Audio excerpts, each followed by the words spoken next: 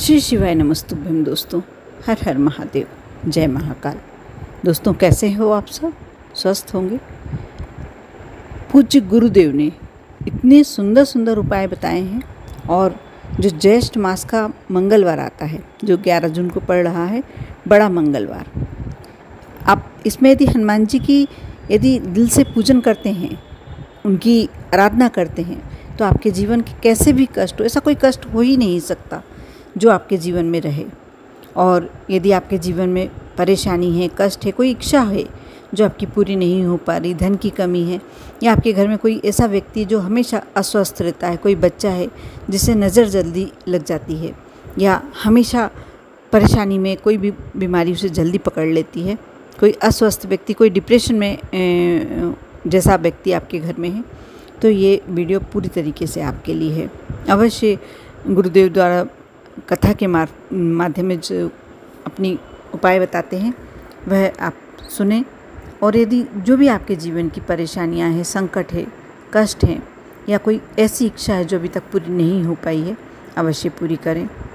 दोस्तों, मैं प्रयास करती हूँ कि गुरु जी की कथा में जो सुंदर सुंदर उपाय होते हैं, कथा सुनकर जो सुंदर उपाय होते हैं, उन्हें पहले वैसा कि वैसा पूरी तरीके से उतार लेती हूँ। उसके बाद आपको कोई भी बिना त्रुटि हुए आपको पूरा वैसा कि वैसा बताने का प्रयास करती हूँ, जिससे आप वह उपाय यदि भूल गए हैं या कुछ चीज़ें ऐसी है कि आपको ध्यान नहीं है, तो आप यह उपाय वीडियो के माध्यम से देखें। और गुरु जी का कोई भी उपाय आप सभी अब तो अच्छी तरीके से जानते ही होंगे कि गुरुदेव ने जो अपने कथा के माध्यम से जो भी उपाय बताए हैं, शिव महापुराण में से निकालकर जो भी उपाय बताए हैं, वह 100% सही हुए हैं। ऐसा हो ही नहीं सकता कि वो समय अवश्य बोलते हैं कि 3 माह लग सकते हैं, कुछ में कम समय 15 दिन में भी आपका कार्य हो सकता है। वो कई उपाय तो ऐसे बोलते हैं कि आप 3 दिन में भी चमत्कार देखने को मिल जाएगा।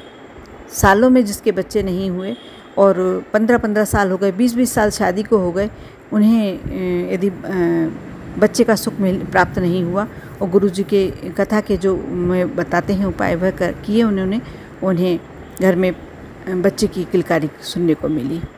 यानी आप सोच सकते हैं कि जो असंभव है वह उनके उपाय संभव कर देते हैं, क्योंकि वह अपने मन से नहीं बताते हैं कुछ भी, शिव महापुराण में से निकाल कर ही बताते हैं।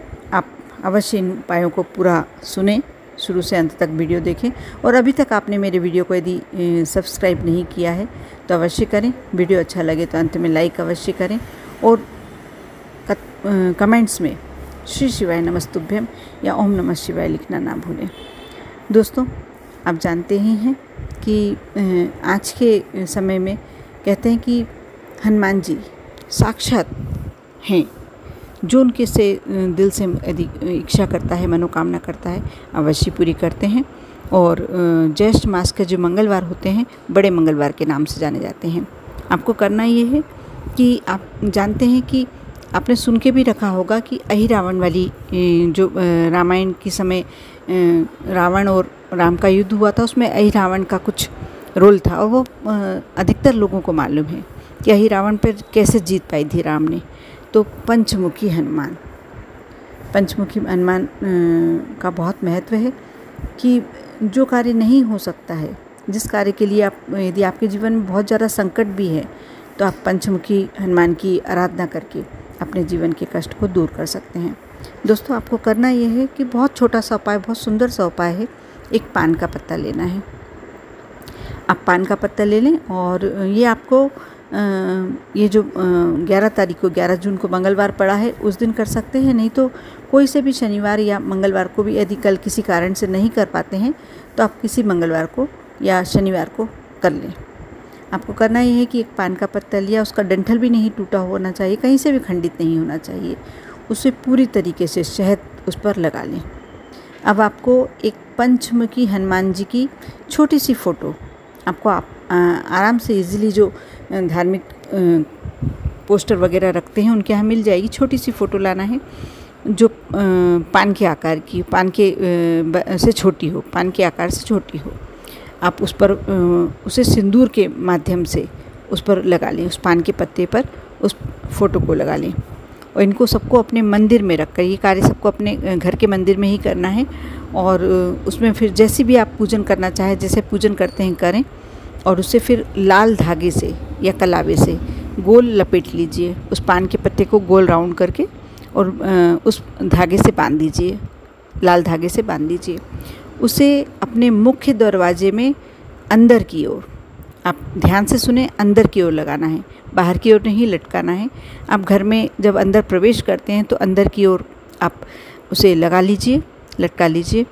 आप देखना कि आपके जीवन के संकट कैसे दूर होते हैं, आपके कैसे भी बड़े से बड़े कष्ट होंगे, और आपके जीवन, यदि आपके ऐसा लगता है कि आपके घर में कोई बहुत बड़ी नकारात्मक ऊर्जा भी होगी तो वह भी दूर हो जाएगी। आप ये उपाय अवश्य एक बार आजमा कर देखें। अब जो मैं दूसरा उपाय बता रही हूँ, ये भी गुरुजी ने बताया है, और ये किसी भी मनोवांछित इच्छा के लिए, इसको करने के बाद हो ही नहीं सकता है कि आपकी वह इच्छा पूरी ना हो। आपको करना ये है कि जो 11 जून को बड़ा मंगलवार पड़ रहा है उसमें 11 पत्ते पीपल के लेने हैं। आप इस बात का विशेष ध्यान रखें कि पीपल के पत्ते टूटे फूटे नहीं होना चाहिए, और प्रयास करें यदि आपको पेड़ के नीचे पड़े हुए मिल जाएं तो अच्छे साबुत साबुत पत्ते आप छांट लीजिए, बीन लीजिए, क्योंकि कोशिश कीजिए कि तोड़ना ना पड़े। आप घर ले आइए, थोड़ा ज़्यादा ले आइए, और उसे धोकर पहले देख लीजिए, अच्छे से रगड़ के साफ़ कर लीजिए, और कोई टूटा फूटा ना हो। 11 पत्ते अलग निकाल लीजिए, और सिंदूर, जो हनुमान जी को चढ़ता है सिंदूर, आप वह सिंदूर लें, उसमें थोड़ा सा चमेली का तेल डालें। यदि चमेली का तेल आपके पास नहीं है तो आप गाय का घी भी डाल सकते हैं, शुद्ध गाय का घी हो तो वह भी डाल सकते हैं। उसे आप एक पेस्ट समान बना लीजिए सिंदूर को, और श्री राम हर पत्ते पर सुंदर से अक्षरों में श्री राम लिख लीजिए। जब आप हर पत्ते पर लिख चुके होंगे, थोड़ा सा सूख जाने दीजिए, फिर एक कलावा लीजिए। जो पत्ती की डंडियाँ होती हैं उससे एक पहले आपने एक को बांध की गठान लगाई, फिर थोड़ी सी दूर पर दूसरे को बांध की गठान लगाई। थोड़ा बड़ा कलावा लेना है आपको। ये 11 पत्ते को आपने बांध लिया, जो नुकीला सिरा होगा वो नीचे होगा, डंडियाँ बंधी होंगी कलावे से। आप समझ गए होंगे कि मैं कैसा बता रही हूँ। अब ये माला लेके आपको हनुमान जी के मंदिर में जाना है। यदि आपके घर के पास कोई दक्षिण मुखी हनुमान है तो आप वहाँ जाइए। यदि नहीं है तो कोई से भी हनुमान जी के मंदिर में जा सकते हैं, लेकिन कहते हैं कोई विशेष इच्छा के लिए अपन यदि जाते हैं तो दक्षिण मुखी हनुमान जी के मंदिर में जाना चाहिए।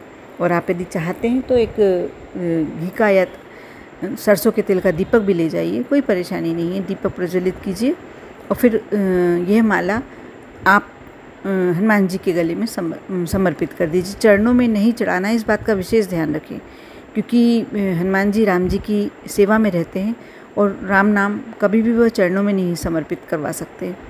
इसलिए यदि आप नहीं उस मंदिर में अलाउ नहीं है, उस मंदिर में आज्ञा नहीं है आपको, तो आप पंडित जी से बोल दीजिए, पंडित जी आपके हाथ से लेकर और हनुमान जी के गले में धारण करवा देंगे।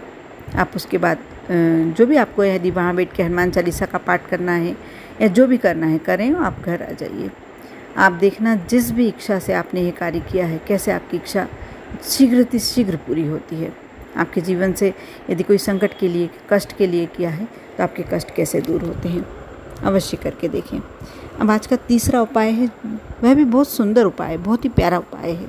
ये भी गुरुदेव ने अपनी कथा में ही बताया था कि आपको करना ये है कि जैसे कि आप जानते होंगे हनुमान जी 6 भाई हैं और हनुमान जी के तीसरे नंबर के भाई का नाम है गतिमान। यदि आपके परिवार में कोई ऐसा व्यक्ति है बहुत ज़्यादा बीमार रहता है या हमेशा ऐसा कुछ सोच में पड़ा होता है, डिप्रेशन जैसा स्थिति में है, या कोई बच्चा जिसको बहुत ज़्यादा जल्दी नज़र लग जाती है, वो बहुत ज़्यादा नज़र लगती है, हमेशा बीमार हो जाता है, तो आप यह उपाय कर सकते हैं। आप जाएं, मंदिर जाएं, आपको एक दीपक ले जाना है, कुछ चावल, अक्षत के दाने। कहते हैं जब आप मंदिर में, कोई भी मंदिर में किसी भी देव के आगे दीपक प्रज्वलित करते हैं तो उन्हें आसन अवश्य देना चाहिए, दीपक को आसन अवश्य देना चाहिए। जब आप आसन देकर दीपक प्रज्वलित करते हैं तो आपका कार्य जल्दी सिद्ध होता है। आप मंदिर जाएं और आपको गोल बाती घी की लगाना है। यदि घी की नहीं लगाना चाहते हैं तो सरसों की भी लगा सकते हैं, सरसों के तेल की भी लगा सकते हैं। और घी की लगाना है तो गाय का घी उत्तम रहेगा। आप जाएं मंदिर, दीपक प्रज्वलित करें और उसके बाद आप उल्टे पैर का, हनुमान जी के उल्टे पैर का सिंदूर आप पंडित जी से बोलकर थोड़ा सा ले सकते हैं। और आपको किस नाम का स्मरण करके लेना है? गतिमान। और ये लेकर आप एक कागज़ ले जाएं छोटा सा, उसमें थोड़ी सा लगवा कर घर ले आइए। उसे दीपक की लो में जला लीजिए। घर में दीपक प्रज्वलित करके आप जला लीजिए। जब वो आप कागज़ जलाएंगे तो कागज़ तो राख बन जाएगा, कागज़ तो जल के ख़त्म हो जाएगा। जो सिंदूर हो वो काला काला हो जाएगा। आप उसे निकाल लीजिए, एक कटोरी में निकाल लीजिए और उसमें थोड़ा सा घी मिलाकर एक छोटी सी डिब्बी में रख लीजिए। जब भी आपको लगता है कि, जब भी नहीं लगता, आप तो वैसे प्रतिदिन करते हैं तो ज़्यादा अच्छा रहेगा। आपको करना ये है कि आप जो भी व्यक्ति के लिए आपने करा है, बच्चे के लिए करा है, बड़े के लिए किया है, जब वह स्नान करके निवृत्त हो जाए तो आप उसकी छाती पर इस जो ये आपने बनाया है सिंदूर का, इससे त्रिशूल बना लीजिए। आप देखना कि उसकी बीमारी में धीरे धीरे सुधार होने लगेगा, उसके व्यवहार में सुधार होने लगेगा। यदि उसको ऐसा लगता है कि डिप्रेशन में जाना, ये इसकी स्थिति डिप्रेशन में जाने जैसी हो गई है, तो भी सुधार आ जाएगा। या जो बच्चे को नज़र जल्दी लग जाती है, उसे कभी नज़र नहीं लगेगी। आप ये यदि ख़त्म हो जाता है आपके पास सिंदूर का लेपन, तो आप दूसरी बार फिर से ये मंदिर में जाके कर सकते हैं, किसी भी मंगलवार, किसी भी शनिवार। आप अवश्य करें। और आप इस बात का विशेष ध्यान रखें कि गुरुजी जो अपनी कथा के माध्यम से, शिव महापुराण के माध्यम से जो भी उपाय बताते हैं 100% सटीक होते हैं और कोई मिलावट नहीं होती। वह पूरा शिव महापुराण में से ही बता के और आपके जीवन को सरल बनाने का प्रयास करते हैं। मैंने भी वही प्रयास किया है। आप अवश्य करें, विश्वास के साथ करें। ओम नमः शिवाय।